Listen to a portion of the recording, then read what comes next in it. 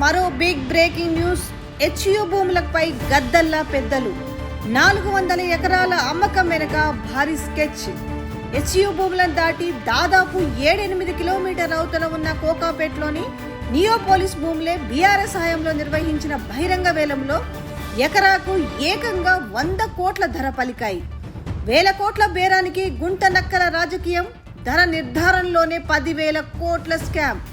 ఎకరం 75 కోట్లుగా పేర్కొంటూ తొలుత జీవో 54. బీఆర్ఎస్ హయాంలో కోకాపేటలో ఎకరా 100 కోట్లు.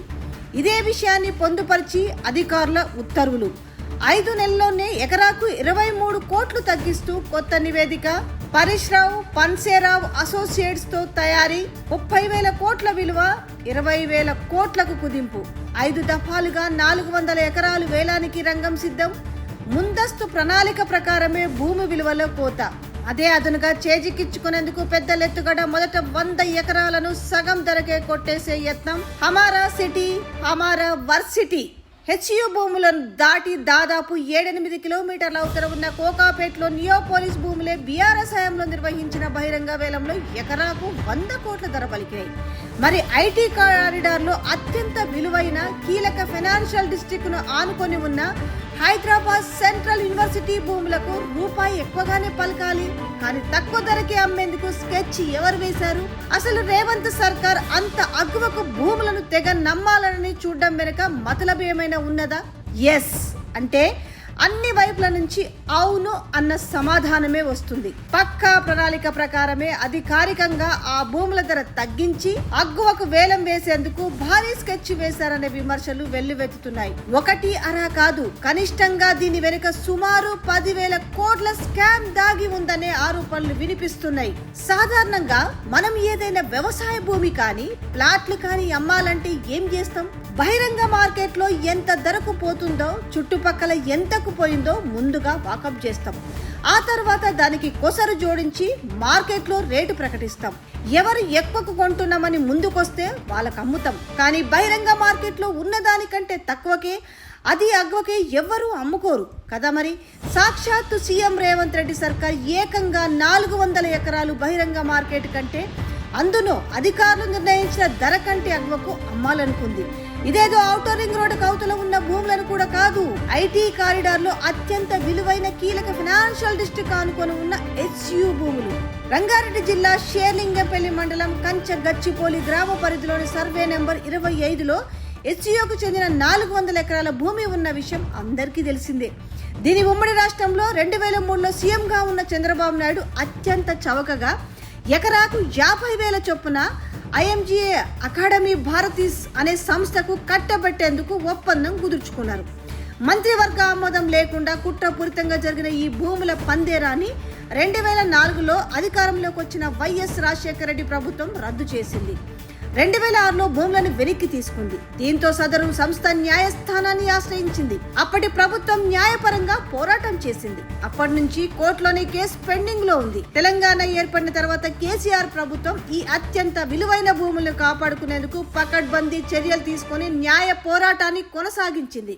సమర్థవంతమైన వాదనలు వినిపించేందుకు ప్రముఖ న్యాయవాదులను నియమించింది.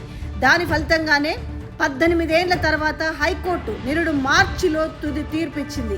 చంద్రబాబు సదరు సంస్థ కట్టబెట్టిన విధానాన్ని తప్పుపడుతూ ఈ భూములను ప్రభుత్వమే అని కోర్టు తేల్చి చెప్పింది. న్యాయపరమైన చిక్కులు వీడిపోవడంతో రాష్ట్ర ప్రభుత్వం తన ఆధీనంలోకి తీసుకుంది. అయితే ఈ భూములపై కొందరు కన్ను పడింది. హెచ్యు భూములపై హైకోర్టు తీర్పు వచ్చిన తర్వాత కొందరు ప్రముఖుల కన్ను ఈ భూములపై పడినట్టు తెలుస్తుంది. ఈ మేరకు ప్రభుత్వ పెద్దలతో అప్పట్లోనే సంప్రదింపులు జరగడంతో భూముల వేలంపై ప్రాథమికంగా నిర్ణయం తీసుకున్నట్టు సమాచారం. కాగా నేడు మే 12న అంటే హైకోర్టు తీర్పిచ్చిన సుమారు 2 నెలలకు CM Revanth Reddy central varsity మైదానంలో ఫుట్బాల్ ఆడేందుకు వెళ్లిన విషయాన్ని పలువురు గుర్తు చేస్తున్నారు. ఈ నేపథ్యంలో ప్రభుత్వం 400 ఎకరాలను అమ్మేందుకు చర్యలు మొదలుపెట్టింది. ఇందులో భాగంగా రెవెన్యూ శాఖ నుంచి టీజీఐఐసికి భూములను బదలాయించేందుకు అన్ని కసరత్తులు పూర్తి చేసింది. జూన్ 26న 400 ఎకరాలను రెవెన్యూ శాఖ నుంచి టీజీఐఐసికి బదలాయిస్తూ జీవో 54ను జారీ చేసింది. కంచగచ్చిబౌలిలోని సర్వే నెంబర్ 25లో ఉన్న 400 ఎకరాల రెవెన్యూ శాఖ భూమిని అభివృద్ధి చేసి ఐటీ రంగానికి వినియోగించడంతో పాటు మిశ్రమ వినియోగం కోసం టీజీఐఐసికి బదలాయిస్తున్నట్టుగా ఉత్తర్వులో స్పష్టం చేశారు. సెంట్రల్ వర్సిటీకి చెందిన 400 ఎకరాల భూమిని రెవెన్యూ శాఖ నుంచి టీజీఐఐసికి బదలాయిస్తూ జారీ చేసిన జీవో 54లోని ఎకరా ధరను కూడా నిర్ణయించారు. ఇందులో దేన్ని ప్రామాణికంగా ఈ ధర నిర్ధారించని అంశాన్ని కూడా స్పష్టంగా పేర్కొన్నారు. కేసీఆర్ ప్రభుత్వ హయాంలో జరిగిన కోకాపేట్ నియోపోలిస్ భూముల వేలాన్ని ఇందుకు ప్రామాణికంగా తీసుకున్నారు. గతంలో కోకాపేట సమీప ప్రాంతాల భూముల వేలం విక్రయాలను పరిగణలోకి తీసుకుంటే హెచ్యూ భూముల ధర ఎకరానికి 75 కోట్లుగా నిర్ధారించినట్టు పొందుపరిచారు. బోర్డు స్టాండింగ్ ఆర్డర్స్ BSO 24 నిబంధనల మేరకు మార్కెట్ విలువ ఎకరానికి 75 కోట్ల చొప్పున ఈ బదలాయింపు చేస్తున్నట్టు చెప్పారు. అంటే ఎకరాకు 75 కోట్ల చొప్పున 400 ఎకరాలకు 30,000 కోట్ల BSO 24 నిబంధనల ప్రకారం పన్ను రాయితీ వర్తిస్తుందన్నమాట. కాగా గతంలో జరిగిన విధానాల మేరకు టీజీఐఐసి ఈ భూములను అమ్మి నిధులను సమీకరించుకోవచ్చని ఉత్తర్వులో స్పష్టం చేశారు. అయితే హెచ్యూకు చెందిన 400 ఎకరాల భూములపై అధికారిక విలువను కాదని ప్రైవేటు సంస్థ ద్వారా తెప్పించుకున్న నివేదిక ఆధారంగానే ప్రభుత్వం 10,000 కోట్ల రుణం తీసుకున్నట్టు స్పష్టమవుతుంది. ఈ నేపథ్యంలో దీని ఆధారంగానే భూముల వేలను కూడా రంగం సిద్ధం చేస్తున్నట్టు తెలిసింది. ఈ మేరకు టీజీఐఐసి ద్వారా ఆ భూములను అభివృద్ధి చేసేందుకు కంపెనీల నుంచి ఆసక్తి వ్యక్తీకరణ బిడ్లను కూడా ఆహ్వానించింది.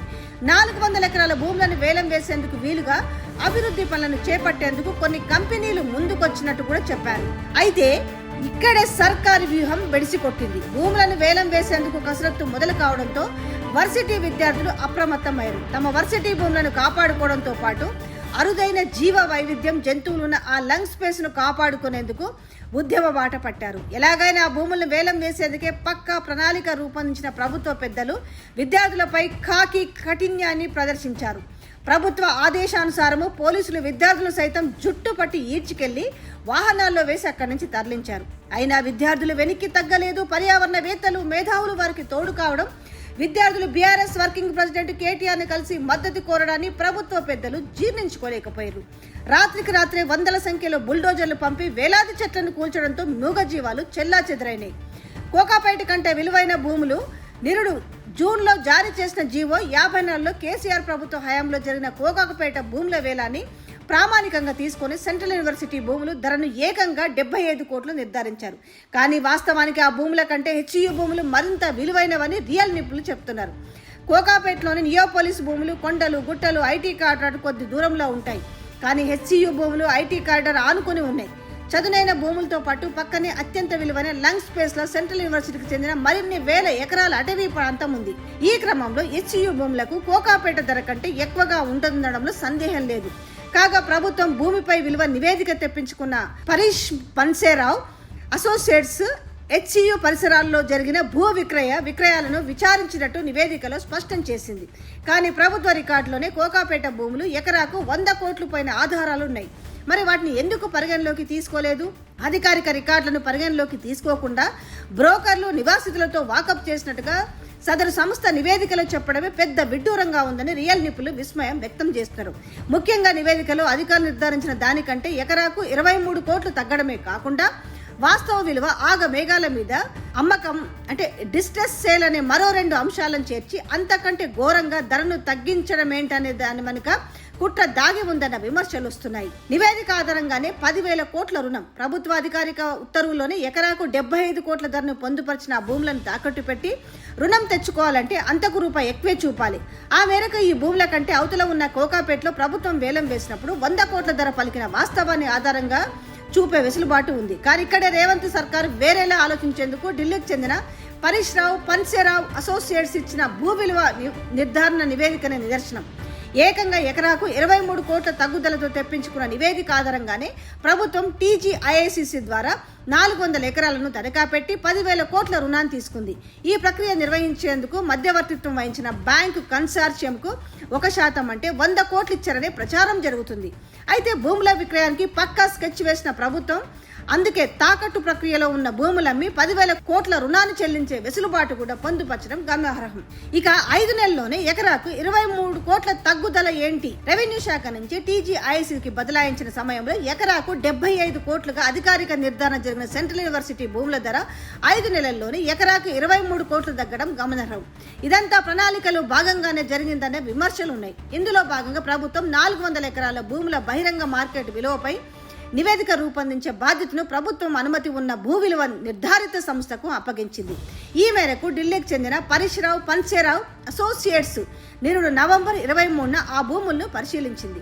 ఒకే రోజులో అంటే నవంబర్ 23న వాల్యుయేషన్ నివేదికను రూపొందించింది.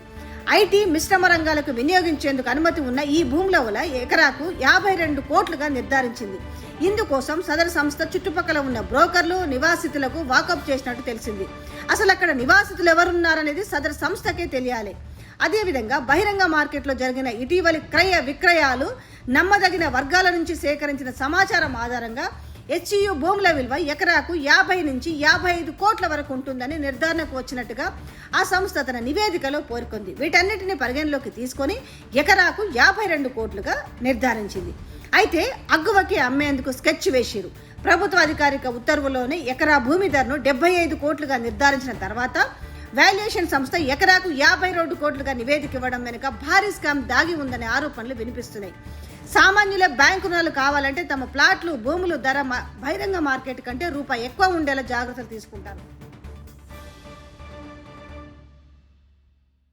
కానీ ఇక్కడ ప్రభుత్వం లైసెన్స్ ఉన్న ఒక ప్రైవేట్ సంస్థ ధర ఎకరాకు 23 కోట్లు తక్కువ విలువను నిర్ధారించుకున్నదంటే దీని వెనుక ఎంత పెద్ద కుట్ర ఉన్నదో అర్థం చేసుకోవచ్చని పలువురు పెద్దలు చెప్తున్నారు. ఇలా 30,000 కోట్ల విలువైన 400 ఎకరాల విలువను 20,800 కోట్లుగా ఉన్నదని సదరు సంస్థ తన నివేదికలో స్పష్టం చేసింది. అంతేకాదు ఇది బహిరంగ మార్కెట్ విలువ అయితే ఆ భూముల వాస్తవ విలువ రిలయబుల్ వాల్యూ ఎకరాకు 41.60 కోట్లు ఉంటుందని 400 ఎకరాలకి 16.640 కోట్లు వస్తాయని చెప్పింది. ఇక మరో విచిత్రమైన విషయం ఏంటంటే ఫటాఫట్ మనం అమ్మాలనుకుంటే ఎకరాకు 36 కోట్లేదని చెప్పింది. ఇలా 400 ఎకరాలకు 14,560 కోట్లు మాత్రమే వస్తాయని నివేదికలో స్పష్టం చేసింది. కుట్రలో భాగంగా 5 దఫాలుగా వేలాన్ని నిర్వహించుకున్న ప్రభుత్వ పెద్దలు ఈ భూమిని అమ్మేందుకు మొత్తం డిసైడ్ అయింది. ఆ మేరకు ఒక ఫార్మా రియల్ కంపెనీతో సంప్రదింపులు చేసినట్టు ఆరోపణలు ఉన్నాయి. ఇక నివేదిక ప్రకారం చూసుకుంటే అధికారులు నిర్ణయించిన ధర కంటే ప్రభుత్వం సదరు సంస్థ ద్వారా తెప్పించుకున్న నివేదిక ప్రకారం తగ్గుదల ఎకరాకు 23 కోట్లు. ఇలా 400 ఎకరాలకు 9,200 కోట్ల తగ్గుదల. వాస్తవ విలువ మేరకు తగ్గుదల ఎకరాకు 33,040 కోట్లు. 400 ఎకరాలకు 13,360 కోట్లు. ప్రభుత్వం అత్యవసరమైన మేఘాల మీద అమ్ముకుంటే తగ్గుదల ఎకరాకి 41 కోట్లు. ఇలా 400 ఎకరాలకు 15,440 కోట్లు. ఎందుకీ మంకు పట్టు, ఎందుకీ మొండితనము, ఎందుకీ ఆత్రము, ఏమిటి చిత్రం? అసలు సంగతి వర్సిటీ భూములది కాదు, దాని వెనుక దాగిన 1,000 కోట్ల భూతంత్రాంది. అసలు విషయం రాష్ట్ర ఆర్థిక దుస్థితి కాదు, దాని వెనుక దాగిన 1,000 కోట్ల అవినీతి కుట్ర. అసలు వ్యవహారం ఖజానాను నింపడం కాదు, ఆ ముసుగులో 1,000 కోట్ల విలువైన వర్సిటీ భూములను అగ్గువకే అంటే సగం ధరకే చేజిక్కించుకోవడం. కేసీఆర్ ప్రభుత్వం హైకోర్టులో కొట్లాడి సాధించిన భూములపై రేవంత్ సర్కార్ కన్నెందుకు పడింది? మొదలెందుకు కుదువ పెట్టింది? తర్వాత ఎందుకు అమ్మకానికి తెర తీసింది? లోపల ఏం జరిగింది? లోతుల్లో ఏముంది? ఇలా ఆరా తీస్తే విస్తుపోయే నిజాలు వెలుగులోకి వచ్చాయి. గత ఏడాది కాలంగా జరిగిన పరిణామాలు, సర్కార్ తీసుకున్న నిర్ణయాలు, దొరికిన డాక్యుమెంట్లు పరిశీలిస్తే దీని వెనుక 1,000 కోట్ల కుట్ర బయటపడింది. అదేమిటి, ఎట్లా చేశారన్న సవివరణంగా చూస్తే ఇప్పుడు నేను చెప్పిన మ్యాటర్ మొత్తం అర్థమవుతుంది. అసలు సూత్రధారులు ఎవరు, పాత్రధారులు ఎవరు, పైనుంచి కథ నడుపుతున్నది ఎవరు? ఇవన్నీ కూడా మనము మొత్తానికి ఎపిసోడ్లుగా చూడొచ్చు. ఎందుకు అర్ధరాత్రి వందలాది బుల్జోడ్లు తీసుకుపోయినాయి? ఎందుకు పచ్చని అడవి మీదకు యంత్రాలు దండయాత్ర ఎందుకు చేసినాయి? ఎందుకు వేలాది పోలీసు బలగాలు దివారాత్రులు మోహరించాయి? ఎందుకు ఆడపిల్లలను చూడకుండా విద్యార్థులను ఈడ్చి పారేశాయి? ఎందుకు కరకు కాకీల లాఠీల పిల్లల వీపులపై విరంగం చేశాయి? ఎందుకు ఆ ప్రాంతాన్ని మొత్తాన్ని బలగాలు అష్ట దిగ్బంధం చేశాయి? ఉన్న జింకలు లేవని గుంటనక్కలు ఎందుకు అబద్ధాలాడాయి? భజన పత్రికలో రోజుకొకటి చెప్పిన ఎందుకు అదనంగా కథనాలు ఇవ్వడాయి? 400 ఎకరాలు ఇవ్వకుంటే మొత్తం వర్సిటీనే తరలిస్తామనే బ్లాక్ మెయిలింగ్ లీకులు ఎందుకు జారీ అయ్యాయి? ఎందుకు సర్కారీ పెద్దల నుంచి ఎకో పార్కు ముచ్చట అచ్చయింది? ఏదైనా ఎవరు అడ్డొచ్చినా కోట్లు కాదన్నా భూములు తీసుకునే తీరాలన్న పన్నాగం పోలీసుల మోహరింపుల రూపంలో ఎందుకు కనిపిస్తుంది? మరో బిగ్ బ్రేకింగ్ న్యూస్. హెచ్యు భూములపై